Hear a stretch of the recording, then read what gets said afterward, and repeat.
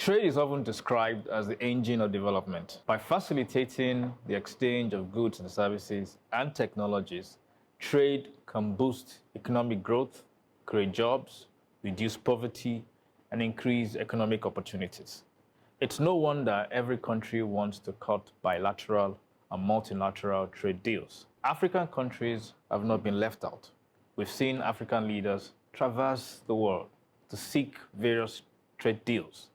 Despite these deals, Africa has only been able to contribute 2.7% to global world trade, compared to 16% by the EU, 30% by Asia, and 20% by North and South America.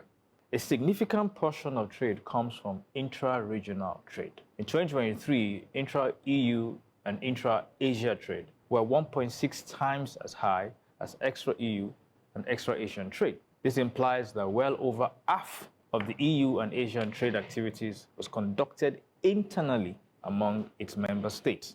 In Africa, according to a report by Afreximbank, intra-Africa trade accounted for only 15% of Africa's total trade, reaching $192 billion. This is largely from formal trade.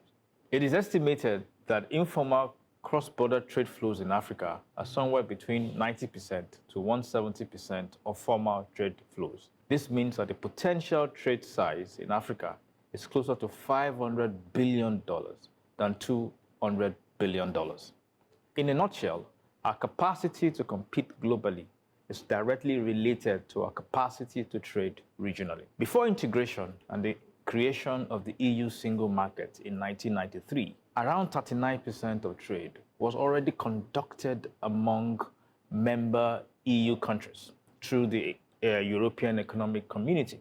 If Africa is going to develop and compete with the rest of the world, we need to get serious about removing barriers to free trade, agreeing on a single currency to ease convertibility, and making cross-border payments easier. While the initiative by the Minister of Industries, Jumoke Oduwole, to open an air corridor for exporters to access the Eastern African market is commendable, a lot still needs to be done.